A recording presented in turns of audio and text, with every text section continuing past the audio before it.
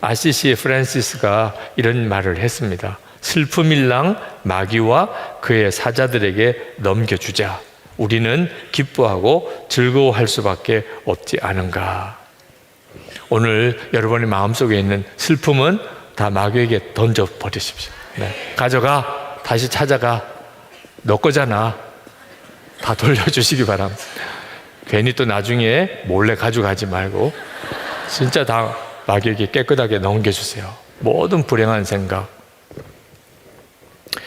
또 하나, 이제 불행한 것을 마음에 품지 마셔야 합니다.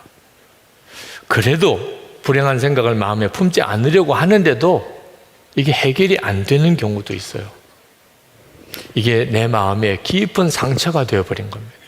그냥 마귀가 내게 불행한 생각, 또 누구에게 미운 생각, 뭐 슬픈 생각 이렇게 넣어주는 정도에서 끝나면 차라리 해결하기 쉬운데 내 속에 그게 병이 되어버린 경우가 있습니다.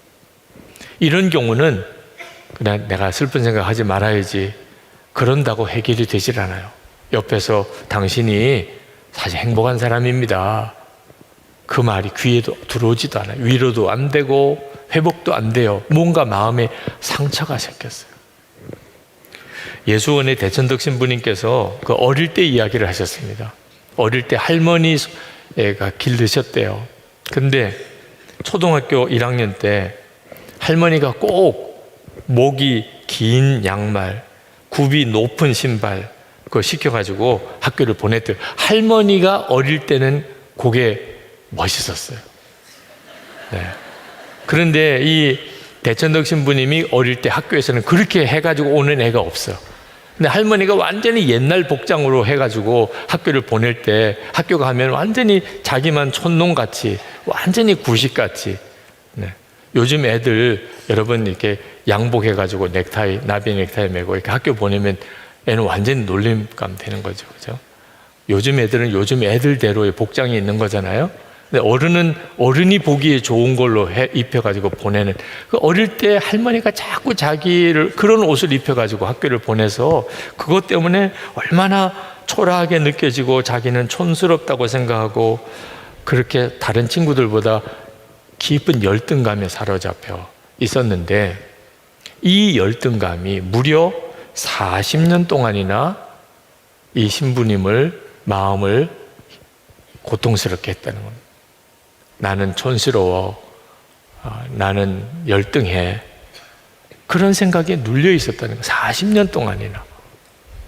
그가 이제 50이 가까워서 비로소 주님을 만나고 그리고 내 마음에 있는 이 열등감, 나는 존재가 초라하다. 난 다른 사람보다 항상 뒤떨어져 있어. 내가 왜 이런 생각을 계속 하고 있는지 비로소 알게 된 겁니다. 그때 그 할머니가 그런 옷을 입혀가지고 학교 보내서 느꼈던 그때 그 싫었던 느낌, 그것이 계속 자기 마음속에 살아남아 있었던 거죠. 그래서 그가 하나님 앞에 그걸 내놓고 기도를 합니다. 하나님, 제 마음속에 이유를 알 수 없는 이 열등감이 이렇게 생겼습니다. 주님, 정말 저를 치료해 주십시오. 그리고 비로소 거기서 벗어나셨어요.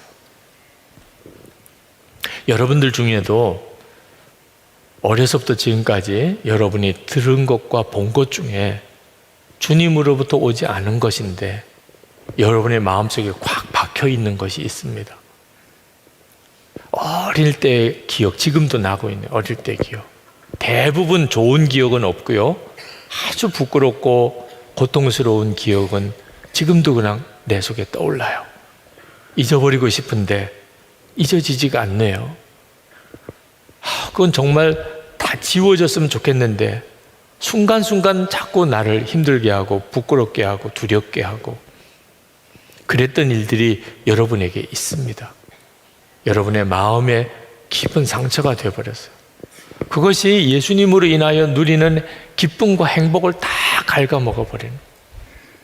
그러니까 오늘 여러분의 마음속에 이 주님으로부터 오지 않았던 어떤 일들, 내가 본 거, 들은 거, 여러분의 마음속에 있는 것을 정말 보혈로 주님 앞에 들고 나가야 합니다. 예수님은 그걸 해결해 주시는 분이세요. 그래서 나는 죽고 예수로 사는 복음인 것입니다. 나는 죽었습니다. 이 고백이요, 얼마나 놀라운 복음인지 몰라요. 내가 죽었으니까 내 옛사람이 그 어릴 때부터 지금까지 듣고 본 것으로 인해서 완전히 엉망이 된, 완전히 자아가 다 무너지고 왜곡되고 병들고 열등감 속에 사로잡히고 수치심 속에 있고, 그리고 그냥 마음에 그냥 독한 생각만 있고, 그런 내 옛사람이 예수님과 함께 죽었어요. 이게 얼마나 놀라운 일이에요. 꼭 죽어야 되나요? 몰라서 하는 이야기예요.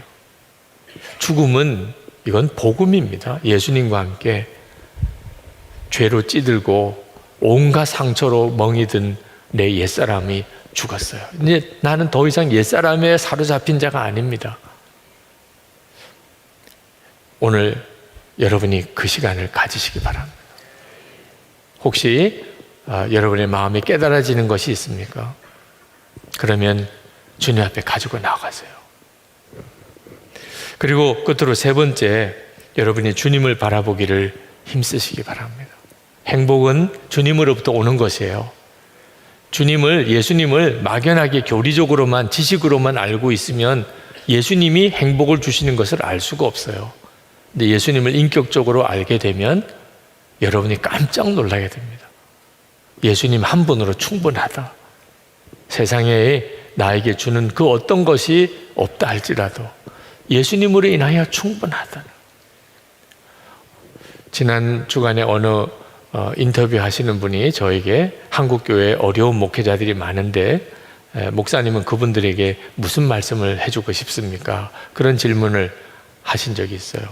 근데 제 마음에 그런 대답이 생각이 나더라고요. 목회가 잘 되는 것에 너무 초점을 두지 마시고 예수님으로 인하여 누리는 기쁨이 있으면, 그러면 목사님을 통해서 하나님이 교회를 세우실 수 있습니다. 그런데 목회가 잘 되어야 기쁜 목회자는 하나님이 그를 세우실 수가 없습니다. 그런데 목회자만 아니고 여러분도 마찬가지예요. 여러분의 인생을 완전히 새롭게 만드실 수 있는 분은 예수님 한 분이면 충분합니다. 예수님으로 인하여 기쁜 사람은 그럼 삶 전체가 다 바꿔집니다. 주님으로 인하여 기쁘니까 모든 일이 다 기쁩니다. 어떤 사람을 만나도 무슨 일을 겪어도 주님으로 인하여 기쁜 사람은 모든 것을 기쁨으로 행복하게 삽니다. 행복하게 사는 사람의 일이 잘 될 수밖에 없죠. 어떤 목사님이 스코틀랜드를 여행하면서 어느 여관에 묵게 됐는데, 그 여관 주인이 아주 명망 있는 목사님이 자기 여관에 묵게 되는 것을 보고 너무 기뻐서 우리 가정 예배를 좀 인도해 주세요 부탁을 했습니다. 목사님이 그 주인에게 이 여관에 있는 모든 손님과 직원들까지 다 초청하시죠.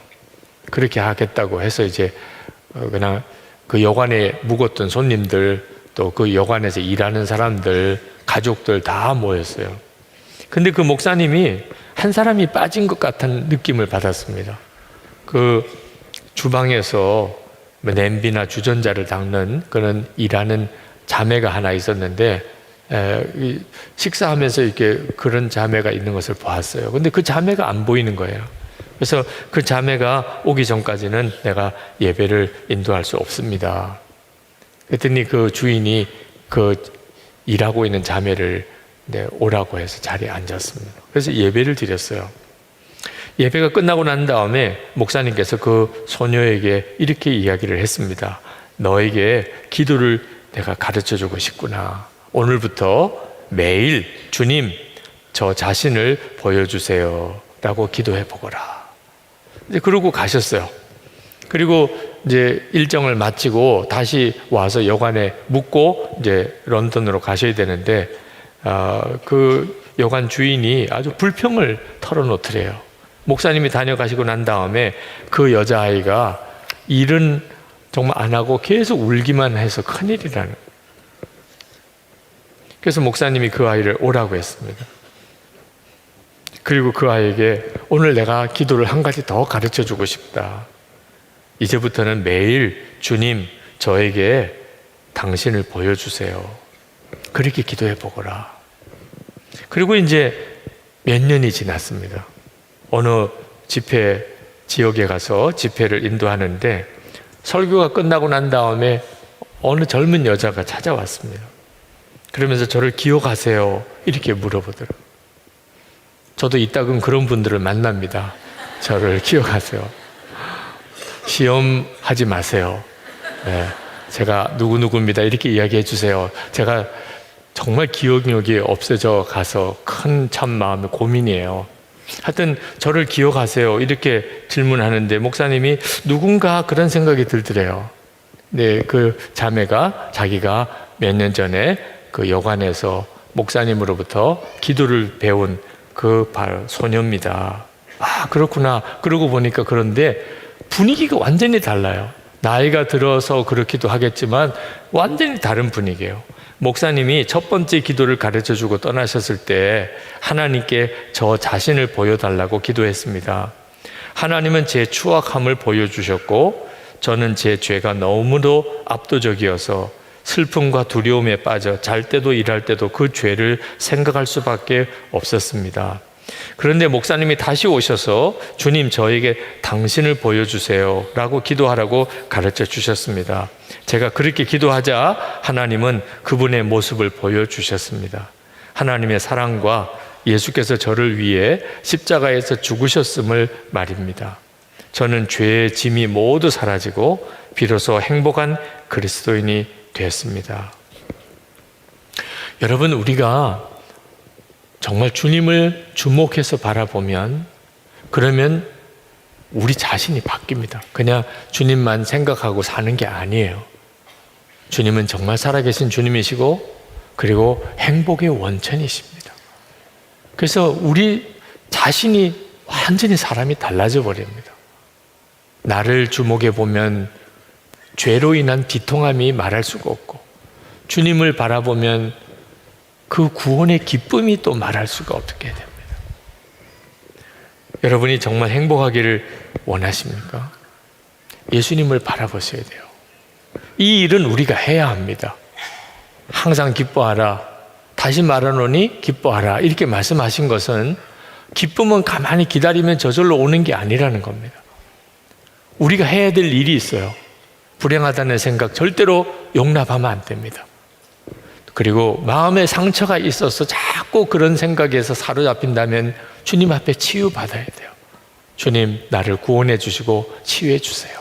그리고 여러분이 계속 주를 주목하고 살아야 합니다. 우리 교회에서는 예수 동행 일기를 쓰면서 매일 점검하면서 주님을 계속 바라보는 생활을 지켜가자고 하고 있는 이유도 거기에 있어요. 주님이 우리를 완전히 뒤바꿉니다.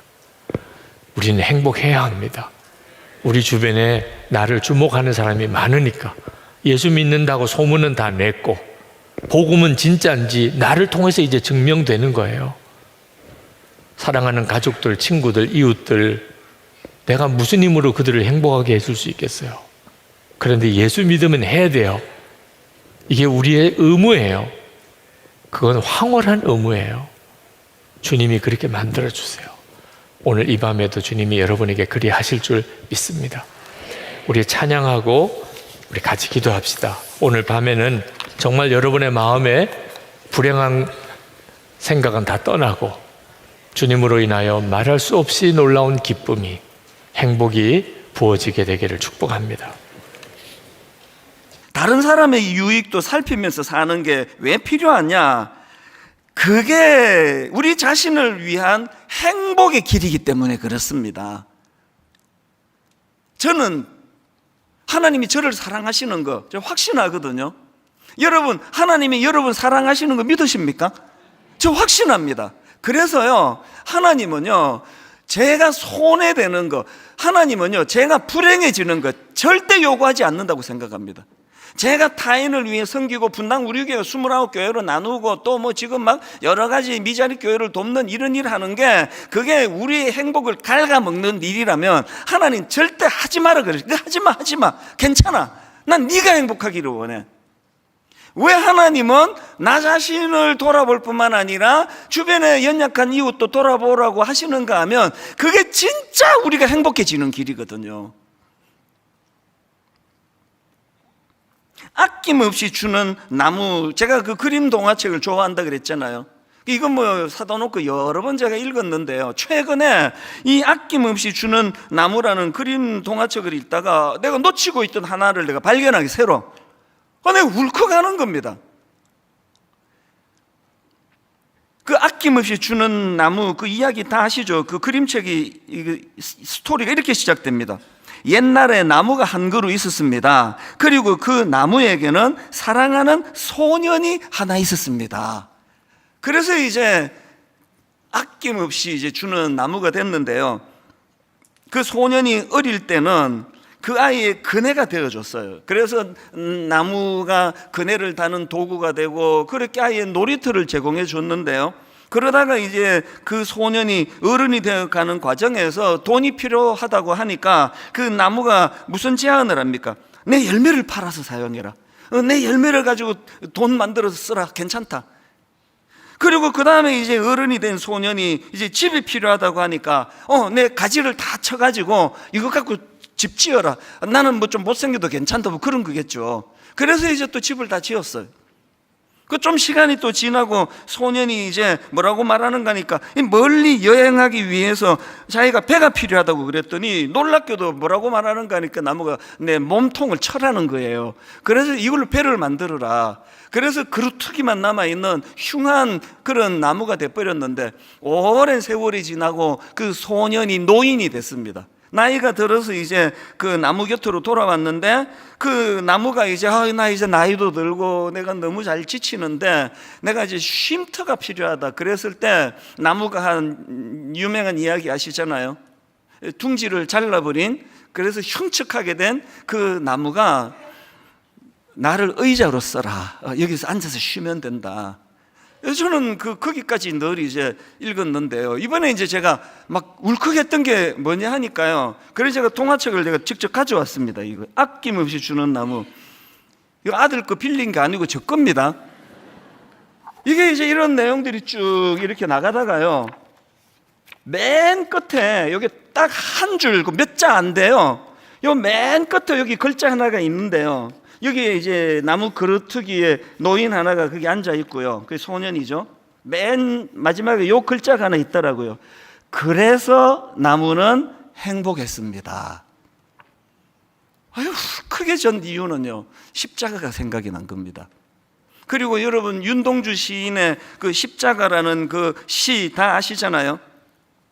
괴로웠던 사나이, 행복했던 예수 그리스도처럼 자기 삶의 십자가가 주어진다면 모가지를 들이우고 꽃처럼 피어나는 피를 어두워가는 하늘 밑에 조용히 흘리겠습니다. 우리가 왜 십자가를 사랑합니까? 십자가는 그 어린 소년에게 나무예요. 당신은 내어주셨어요. 근데 이 시인의 이 표현이 얼마나 기가 막힙니까? 괴로웠던 사나이, 행복했던 예수 그리스도처럼 당신은 내어주시고 죽음의 자리까지 가시는 그 모든 일이 너무나 괴롭고 고통스러운 일인데 행복했던 사나이로 표현하는 거거든요. 우리가 그 예수 그리스도를 믿는 사람이라면 그저 내가 누리고 그저 모은 거는 절대로 내보낼 줄 모르고 나만을 위해서 써야 되고 이렇게 사는 사람들이 절대 모르는 한 가지를 아는 거예요. 그게 뭔가 하니까요, 그게 사도행전 20장 35절입니다. 범사에 여러분에게 모본을 보여준 바와 같이 수고하여 약한 사람들을 돕고 또 주 예수께서 친히 말씀하신 바 주는 것이 받는 것보다 복이 있다 하심을 기억하여야 할지니라. 예수 믿는 저와 여러분은 이거를 이론으로서가 아니라 좀 경험하시면 좋잖아요. 이 진짜네? 이 내가 베푸니까 베품 받는 것보다 이게 더 행복하네? 그래서 저는 오늘 그 창립 21주년을 맞이해서 이제 분당 우리 교회가 뭐 과거에 뭐 우리가 이랬고 저랬고 막 그렇게 자화자찬하는 시간이 아니라 저는 오늘 저와 여러분이 이제 우리들에게 남은 과제, 남은 숙제, 이것들을 함께 이제 선포하고 나누기를 원하는데요. 아마 제가 이제 목회를 마무리하게 된다면 이 세 가지가 완성이 되는 시점이라 생각합니다.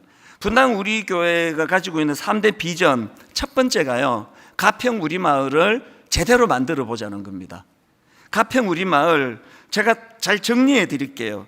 쉽게 말하면 제가 이거를 1단계, 2단계로 제가 구분해서 정리를 해봤습니다. 이거는 시간의 관계가 아니고요, 분리를 잘하기 위해서 1단계로 아주 원색적으로 그 가평 우리 마을이 뭐 하는 데예요? 이렇게 물으신다면 제가 쉽게 이렇게 말씀드리고 싶어요. 거기는요, 지친 이들의 쉼터입니다. 지친 이들의 쉼터. 그런데 쉼터인데 그 세상적인 어떤 자극적이고 막 쾌락적이고 이런 거와는 차별화가 이루어지는, 거기에는 잠잠한 그리스도의 사랑이 느껴지고, 거기에는 말씀이 흐르고, 거기에 가면 주님 앞에 눈물로 기도할 수가 있고, 그래서 차별화된 쉼터가 가평 우리 마을인데요, 이렇게 하고 끝나는 것은 가평 우리 마을이 아니에요. 그래서 제가 두 번째 단계라고 이제 이름을 지어본 거, 분리를 해본 거, 두 번째 단계가 뭐냐 하니까, 가평 우리 마을은요, 세상의 약자들과 지친 이들을 가평 우리 마을로 초대하여 그들도 쉬게 해주는 게 우리의 목표예요. 그래서 사실 가평 우리 마을의 시작 자체가 평생을 힘들게 모은 재산을 장애인과 약자들을 위해서 써달라고, 그래서 그 할머니 권사님이 42억의 그 통장 도장을 갖고 오신 걸 제가 한 1, 2년 그걸 계속 반려를 했거든요. 이 귀한 권사님의 정말 눈물과 땀이 들어있는 거 제가 받을 수 없다고 계속 한 2년을 반려했는데, 이분이 그냥 통장 도장 비밀번호 해고 그냥 놓고 가셨습니다. 그리고 이 소식을 들은 우리 교회의 어떤 부부가, 가평에 땅이 한 2만 평이 있는데 그게 이제 가평 우리 마을입니다. 이거 자식한테 물려주면 아이 망치기 때문에 이거 우리 거 아니라고 생각하고 땅 주인을 계속 찾았는데 못 찾고 있었는데, 목사님 땅 주인을 찾았습니다. 그렇게 하고 2만 평의 땅 문서를 갖고 오신 거예요. 그래서 시작한 게 가평 우리 마을입니다. 그래서 가평 우리 마을이 그냥 우리끼리 거기서 잘 지내고 쉼터가 좋다 그러고 수양관처럼 그렇게 만들면요, 제가 죄를 짓는 거예요. 그래서 두 번째 단계가 반드시 필요한 겁니다. 원래 이 가평에다가 처음에는요, 장애인 그룹 홈을 만들려고 했습니다. 그래서 거기에 장애인들이 거주하고 또 직장도 이제 거기서 할 수 있는 일들을 만들어내고 이런 걸 꿈꾸었는데 허가가 안 나는 겁니다. 정말 긴 시간을 괴로워하면서 애를 썼는데 허가가 안 나오는 겁니다. 그리고 뜬금없이 하나님께서 가평 우리 마을을 청소년 수련시설로 허가를 내게 해주신 거예요. 내게 너무나 혼란스러웠습니다. 이거 뭐지? 이게 뭐야? 그 긴 시간을 제가 갈등했는데 여러분, 보름 전에 제가 답을 찾았습니다. 제가 이렇게 미련해요. 아까 제가 두 번째 단계가 세상의 약자들, 지친 이들을 초대하는 곳이 되기를 원한다 했는데요, 이제 예를 들어 이런 겁니다. 그 발달장애인 엄마 아빠 계시잖아요. 발달장애인 부모님은요, 내가 수많은 이야기를, 거의 똑같은 이야기를 들었습니다. 그 아이를 너무 사랑하시니까요, 목사님 저는요 이 아이보다 하루 더 사는 게 내 꿈이라 그래요. 이 아이를 끝까지 돌보겠다는 부모의 눈물의 의지 아닙니까? 난 그 말이 진짜 눈물이 나요. 이 돌봐야 되는 이 아이 하루 더 살고, 아이보다 하루 더 살고 죽기를 원한다는 건 당신의 삶이 없다는 거잖아요. 그래서요, 가평 우리 마을에 지금 저희가 시설을 갖추어 놓고요, 발달장애인 엄마 아빠 초대하기를 원합니다. 그래서 그 장애인 아이를 우리가 1박 2일 동안 돌봐드릴 테니까 이곳에서 잘 쉬시라고, 그래서 전문가들 데려다가 강의도 듣게 하고, 막 비싸고 고급진 건 아니지만 그래도 참 소박한 음식에서 대접해드리고 위로해드리고 그걸 꿈꿨는데요, 하나님께서 제 마음에 자꾸 소원을 주시는 거예요. 엄마 아빠만 힘든 게 아니라는 겁니다. 태어나 보니까 우리 형이 발달장애인이에요. 우리 누나가 발달장애인이에요. 내 동생이 발달장애인. 그러면요, 그 형제들은요 다 희생이에요. 어릴 때부터 이 아이는 그 부모 사랑을 다 뺏기는 거예요. 그 어린아이 생각에. 하나님이 왜 청소년 수련시설로 허가를 나게 하셨을까? 두 번째 단계에서 그 엄마 아빠도 물론 초대할 거예요. 그러나 저는 꿈꾸어요. 여기 지금 발달장애인을 형으로 둔, 누나로 둔, 동생으로 둔 그 사람, 그 청년들을 가평으로 초대하기를 원해요. 그들에게 잘 대접하고, 그리고 상한 마음을 치료해 주기를 원하고, 그 일이 얼마나 네가 가치 있는 일인지 아느냐, 이걸 가르쳐 주고. 그래서 하나님이 이런 꿈을 우리에게 주신 거거든요. 그리고 또 하나 있습니다. 여러분, 그 보호종료 아동이라는 그 이야기 들어보셨죠? 보호종료 아동이 뭐냐면은 그 보호자가 없는 무슨 사연이 있어가지고 이제 부모님으로부터 양육을 받지 못하는 이 아이들을 이제 뭐 보육원 같은 이런 아동 양육 시설에서 돌보는 일을 하는데요. 문제가 뭐냐? 만 18세가 되면 나가야 돼요. 그 지자체마다 좀 다르다 그러는데요. 한 500만 원 손에 쥐어주고 나가야 돼요. 그 500만 원 들고 뭘 하겠냐고요. 최근에 하나님이 제 마음에 강력한 소원을 주시는 겁니다. 뭐 이게 뭐 법적으로 가능한지 안 한지 모르겠지만요, 500만 원 달랑 들고 내가 나가서 뭘 해야 되나. 그 망년자실 낙심해 있는 우리 청년들을 가평으로 초대해서 1박 2일 동안 잘 대접하고 격려하고, 그리고 우리 교회에 전문가들 많으시잖아요.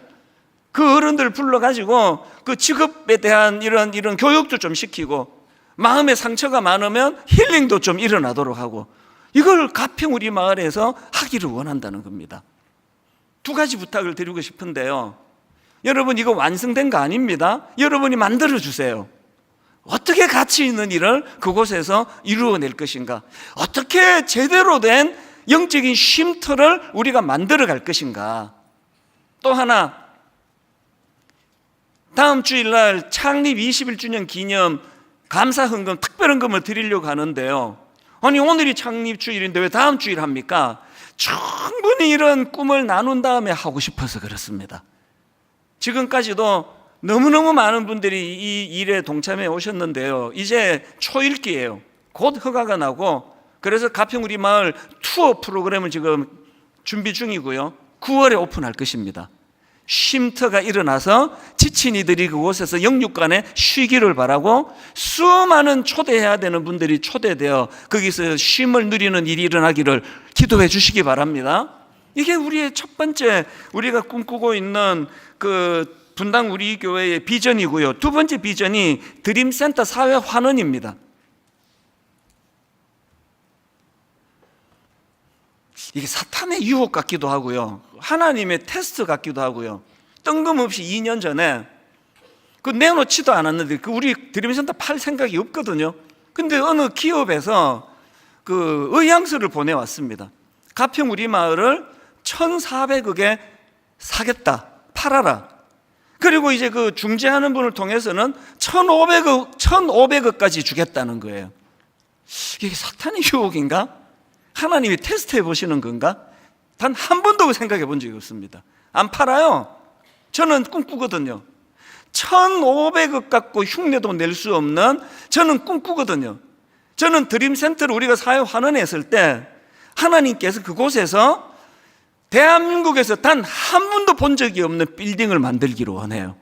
강도 만난 자들의 이웃이 돼서 섬기는 곳이 되기도 하고, 우리 젊은이들을 섬기는 곳이 되기도 하고, 뭐 모르겠습니다. 제가 옛날에 뭐 여러 가지 이러면 좋겠다 저러면 좋겠다 다 잊어주세요. 뭐 저 같은 게 뭐 만들어 갖고 뭐 하겠냐고요. 여러분이 만드셔야 돼요. 그동안에는 가평 우리 마을에 집중하느라고 이거를 오픈을 못했는데, 이제 가평 우리 마을 거의 다 됐거든요. 이제 이 단계는 우리가 같이 꿈꾸는 겁니다. 여기 전문가들 많이 계시잖아요. 어떻게 했으면 좋겠습니까? 그걸 사회 환원했을 때 진짜 거기서 가치 있는 일, 거기에 진짜 그리스도의 사랑이 드러나는 일, 세상 사람들이 그저 교회는 탐욕적이고 지들 배 채우기에 급급하다는 오해를 하고 있는 이 현실에서 정말 거기에 그리스도의 빛과 그리스도의 영광이 드러나는 드림센터가 되도록 여러분 기도해 주시기를 바랍니다. 그리고 같이 꿈을 꾸자고요. 같이 아이디어를 내고. 마지막 세 번째가 꿈 넘어 꿈 프로젝트입니다. 지금 하고 있지 않습니까? 여러분, 그 5교회 지난 수요일마다 선정된 담임 목사님 설교하는 젊은 목사님들의 그 설교와 눈물을 다 보셨잖아요. 용기가 난다고. 이제 한번 내가 교회 부흥을 위하여 한번 애써보겠다고 한 교회당 4억 원씩을 지원하는 이 프로젝트가 연말까지 11교회로 완성이 될 거고요. 이제 그 다음 해부터는 지방으로 내려갈 겁니다. 경상도 지역에, 충청도 지역에, 전라도 지역에, 강원도 지역에, 제주도에, 수도권에 순차적으로 한 단계 한 단계 우리가 그런 작은 교회들을 섬겨 나간다고 하면은 이렇게 큰 은혜를 누린 우리가 하나님께 그거를 보답하는 길이라고 저는 생각하거든요. 이 세 가지 비전을 뭐 하나보다 이러시면 안 되고요. 이게 여러분의 꿈이 되고 여러분의 비전이 되기를 간절히 바랍니다. 결론을 이렇게 맺기 원합니다. 제가 청소년 사회 갈 때 애들에게 막 거의 막 자주 외치게 했던 거 따라해라. 돈 벌어 남주자. 은혜 받아 남주자. 다시 공부해서 남주자. 애들이 없으니까 돈 버는 사람만 있으니까 그게 먼저 나온 것 같아요. 공부해서 남주자. 돈 벌어서 남주자. 은혜 받아 남주자. 한국 교회가 은혜 받아가지고 뭐 1000만이니 어쩌니 숫자만 자랑하고 있었지 언제 그걸 흘려보낸 적이 있냐고요. 라고 말하면 안 되고 많이 흘려보냈지만 그걸로도 부족하다고 세상은 말하잖아요. 한번 따라해 보시고 결론을 맺을게요. 이건 해당은 안 되긴 한데 그래도 자 해보세요. 공부해서 남주자. 돈 벌어서 남주자. 은혜 받아서 남주자.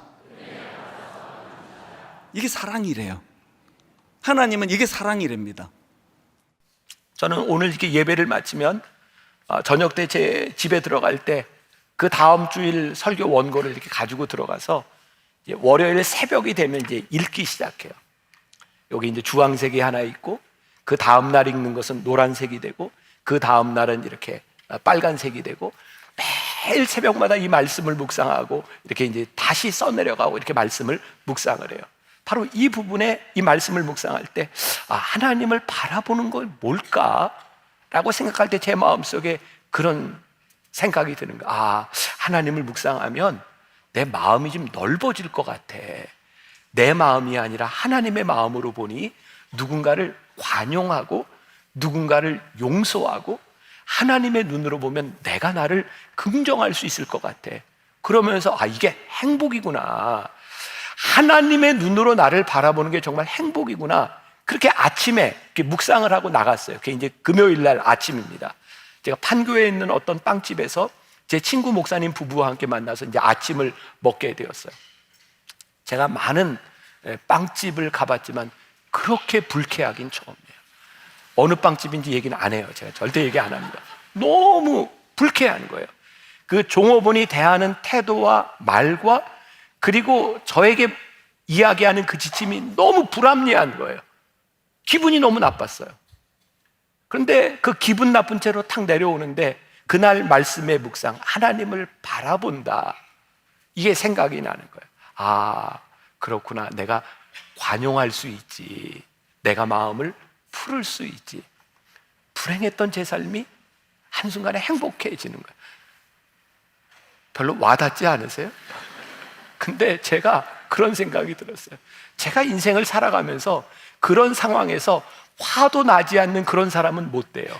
그런데 화나는 순간 하나님을 바라본다는 게 무엇인지 그게 내 삶을 행복하게 만들어주는 거예요. 우리가 하나님이 원하는 삶, 하나님을 바라보는 삶이라고 하는 게 내 삶을 다르게 보게 하는 것이 눈에 보이지 아니하는 하나님을 바라보며 살아가는 것이 우리를 참 행복하게 만들어줄 수 있는 거구나. 저는 오늘 여러분들에게 그런 도전을 주고 싶은데 여러분들이 예배를 드리고 하나님을 바라보며 나갈 때에 여러분들의 삶을 행복하게 바꾸시는 하나님의 은혜, 하나님과 동행하는 그 행복을 우리들이 맛보며 고백하며 살아갈 수 있으면 좋겠다. 여러분들 네잎클로바가 무엇을 의미하는지 아시죠? 네잎클로바는 행운을 의미하고 세잎클로바는 행복을 의미하잖아요. 누군가 그런 이야기를 하죠. 사람들이 행운을 찾기 위해서 주변에 있는 행복을 놓치고 살아간다. 사실은 우리들이 하나님과 동행하며 우리들의 일상적인 삶 속에서 우리들이 느끼고 고백할 수 있는 행복들이 있는데 사실 이 행복은 우리들의 삶의 특별한 때에 와지는 것이 아니라 우리들의 삶의 시련과 역경 가운데서, 아니 이런 표현도 가능할 것 같아요. 우리들이 뼛속 깊이 행복을 느끼는 것은 어쩌면 우리들의 인생의 역경을 만났을 때 우리들이 뼛속 깊이 행복을 고백할 수 있지 않을까. 오스왈드 챔버스가 역경을 이기는 습관에서 또 이런 글을 썼어요. 이것도 참 글이 좋아요. 필요한 분들은 찍어도 괜찮아요. 역경 가운데 주님과 다투어서는 안 됩니다. 당신이 빛에 순종하는 순간 하나님의 아들이 당신을 통해 빛을 비추실 것입니다. 만일 하나님과 다투면 이는 주의 성령을 근심하게 하는 것입니다. 하나님의 아들의 생명이 당신을 통해 드러날 수 있도록 자신을 추스리십시오. 자기 연민에 빠지면 자신을 추스를 수 없게 됩니다. 우리의 모든 상황들은 하나님의 아들이 얼마나 완벽하고 순결한지를 드러내는 수단일 뿐입니다. 어떠한 상황에서도 하나님이 드러나실 수 있다는 사실은 우리의 가슴을 뛰게 합니다. 역경을 택하는 것과 하나님의 섭리 가운데 역경을 당하는 것은 다릅니다. 만일 하나님께서 역경을 허락하셨다면 그분은 당신 곁에서 충분히 당신을 도우실 것입니다. 하나님과 동행할 때 역경은 우리들에게 역경으로 끝나는 것이 아니라 우리를 통하여 하나님의 아들의 환한 얼굴을 드러낼 수 있도록 하나님께서 우리들에게 역경을 허락하십니다.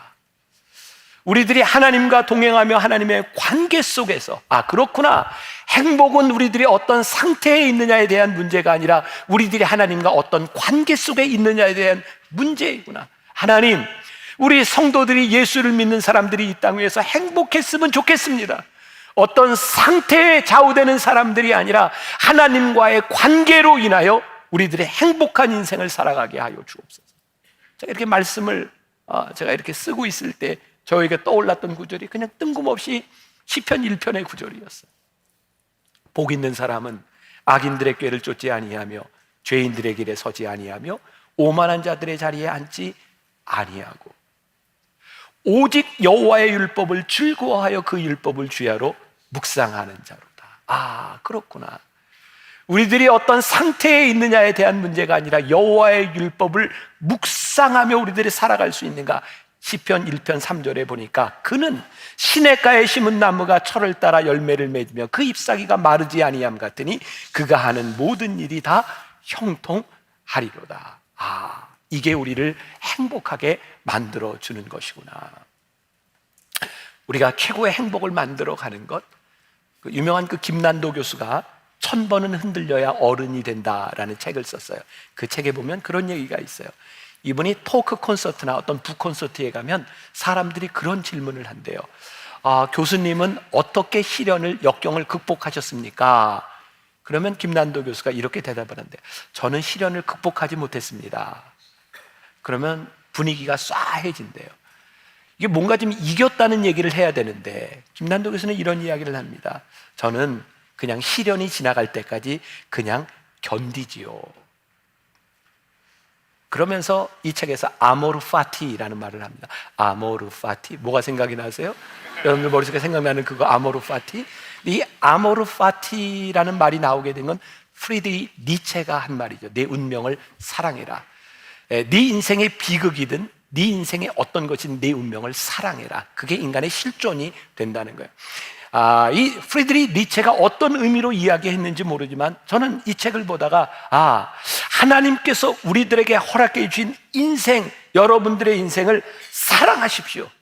그때 우리들의 삶에 자존감이 생깁니다. 하나님께서 허락하신 내 인생, 나에게 시련과 역경이 온다 할지라도 하나님과 동행하는 눈에 보이지 아니하는 하나님을 바라며 살아갈 수 있는 인생, 우리들의 인생을 긍정하는 것만큼 우리들의 삶을 행복하게 만들어주는 것이요. 제가 어제 예배 때도, 오늘 10시 예배 때도 교인들에게 이렇게 물었어요. 여러분, 만나교회 목회를 하고 있는 저 김병삼 목사는 참 행복해 보이지 않습니까? 물어보는 거예요. 행복해 보이지 않습니까? 행복해요. 저에게도 역시 시련과 역경이 저에게 동일하게 찾아오지만 제가 행복한 것은 제 인생을 제가 긍정하기 때문에, 아모르 파티, 내 삶을 사랑하기 때문에 그래요. 저는 제 아내하고 이제 둘이만 있으니까 둘이 아침마다 이렇게 커피 한 잔 마시고 빵 하나 먹으면서 이야기할 때가 있어요. 우리 부부는요, 늘 이야기하고 결론이 늘 똑같아요. 제 아내의 결론은 역시 나만한 사모가 없지. 제 결론은 나만한 목사가 없어. 둘이 결론이 늘 똑같아요.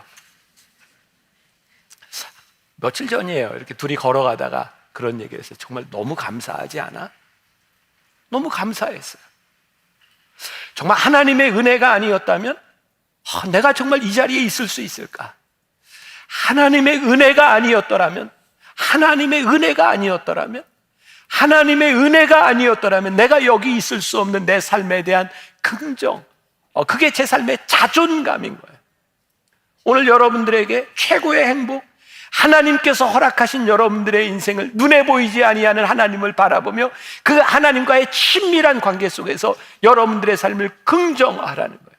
그리고 내 삶을 긍정하는 이 자존감은 나 하나의 자존감에서 끝나는 것이 아니라 우리들과 함께 살아가는 누군가의 삶의 자존감을 올려주는 일, 누군가를 향하여 손을 지켜들 수 있는 것, 그거 정말 너무 복되고 행복한 일이다.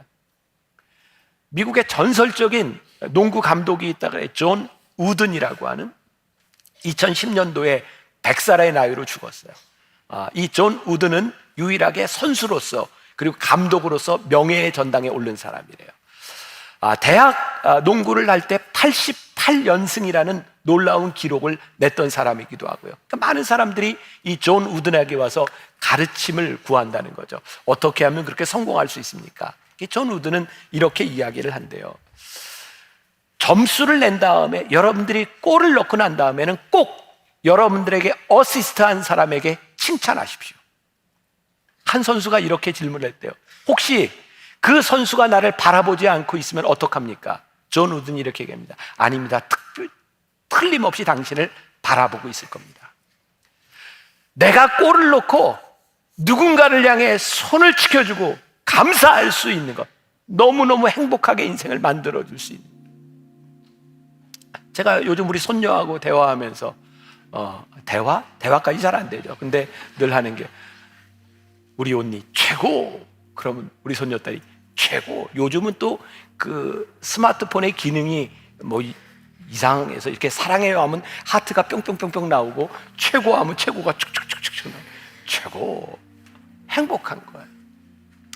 지금 우리들의 삶에 어떤 일이 일어나고 있느냐에 대한 문제가 아니라 하나님과 함께 동행하는 우리들의 인생이 행복한 거예요. 누군가를 향해 손을 지켜 올려주세요. 오늘 여러분들의 삶의 최고의 행복이 그리스도 안에서 만들어질 줄 믿습니다. 마지막으로 글을 하나 읽어드립니다. 시련에 대항하는 습관, 오스왈드 챔버스의 글입니다. 주님은 당신의 삶에 역경을 허락하시고 당신이 그 어려움들을 적절하게 극복하는지를 보십니다.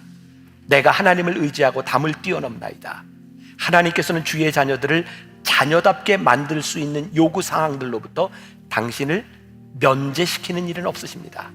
너희를 연단하려고 오는 불시험을 이상한 일 당하는 것처럼 이상히 여기지 말라. 불시험이 오면 일어나 대처하십시오. 만일 그 불시험이 당신의 죽을 육체를 통해 그리스도의 생명을 드러낼 기회가 된다면 아무리 아픈 고통이라도 인내하십시오. 하나님이 우리를 택하여 주셨어요. 하나님이 우리들에게 사명을 주셨어요. 지금까지 우리와 함께 하셨던 것처럼 하나님께서 우리를 지지하시고 우리와 함께 해 주실 거예요. 하나님을 바라볼 때 그분이 우리와 함께 동행해 주실 거예요. 이것이 우리를 행복하게 살아갈 수 있게 만드는 유일한 이유인 줄 믿습니다.